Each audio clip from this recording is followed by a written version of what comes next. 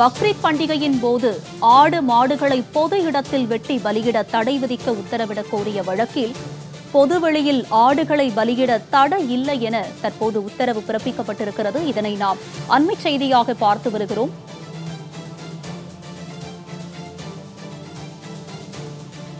மாநகராட்சி அனுமதிக்கப்படாத இடத்தில் ஆடு மாடுகளை வெட்டி பலியிட தடை விதிக்க உயர்நீதிமன்ற கிளை மறுப்பு தெரிவித்திருக்கிறது. இதனை நாம் அண்மை செய்தியாக பார்த்து வருகிறோம்.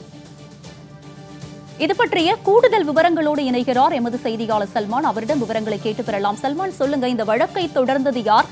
தற்போது இந்த வழக்கில் பிறப்பிக்கப்பட்டுள்ள உத்தரவு என்ன? விரிவான விவரங்களை பதிவு பண்ணுங்க.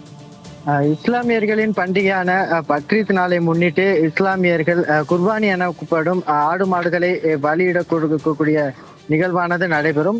இந்த நிலைதான் இதுபோன்று ஏற்கனவே மாநகராட்சியால் அனுமதிக்கப்பட்ட இடத்தை தாண்டி வேறு பொது இடங்களில் இதுபோன்று ஆடு மாடுகளை குர்பானி என்ற பெயரில் கொடுக்க அனுமதி அளிக்க கூடாது என கூறி திருச்சியைச் சேர்ந்த ரங்கராஜன் என்பவர் உயர்நீதிமன்ற மதுரை கிளையில் ஒரு வழக்கு தாக்கல் செய்திருந்தார். இந்த வழக்கானது நீதிபதிகள் ஆர் சுரேஷ்குமார் மற்றும் அருள்முருகன் அடங்கிய அமர்வு முன்பாக இன்று விசாரணைக்கு வந்தது.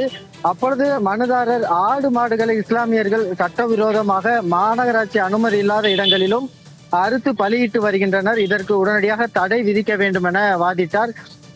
அப்போது அரசு தரப்பில் ஆஜரான வழக்கறிஞர் திருச்சி மாநகராட்சியில் ஆடு மாடுகளை அறுப்பதற்காக 10 இடங்களில் அனுமதி கொடுக்கப்பட்டுள்ளது எனவும் ஆடு மாடுகளை பலியிடுவதை 2 வகையாக பார்க்க வேண்டியுள்ளது.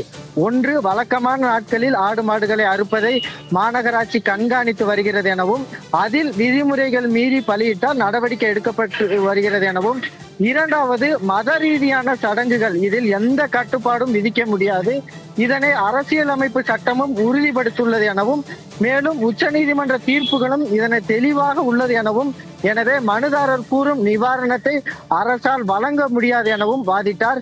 இதனை அடுத்தாக மத்திய அரசு தரப்பில் ஆஜரான வழக்கறிஞர் விதிமுறைகளை மீறி ஆடு மாடுகள் பலியிடுவதாக புகார் வந்தால் அதன் அடிப்படையில் மாநில அரசுக்கு நடவடிக்கை எடுக்க பரிந்துரைக்கப்படும் எனவும், இதுவரை எந்த புகாரும் இல்லை எனவும் தெரிவித்தார். அனைத்து தரப்பு வாதங்களையும் பதிவு செய்த நீதிபதி அவர்கள் மனுதாரர் பக்ரீத் பண்டிகையின் போது தமிழகம் முழுவதிலும் இதுபோன்று மாநகராட்சி அனுமதிக்காத பல்வேறு இடங்களில் ஆடு மாடுகளை வெட்டி பலியிடுவதை தடை செய்ய வேண்டும் என கோரியுள்ளார்.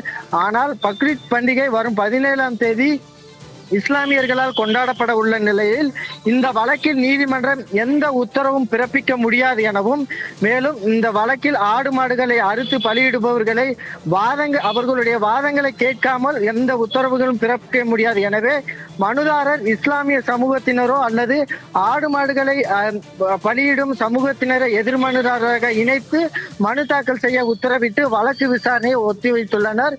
பக்ரீத் பண்டிகையின் பொழுது ஆடு மாடுகளை பொது இடங்களில் பலியிடுவதற்கு தடை விதிக்க வேண்டும் என்று உயர்நீதிமன்ற மதுரை கிளையில் தொடர்ந்த வழக்கில் இதுபோன்ற ஒரு பரபரப்பான ஒரு கருத்தை நீதிபதிகள் தெரிவித்திருக்கிறார்கள். உங்களுடைய விரிவான விவரங்களுக்கு நன்றி சல்மான்.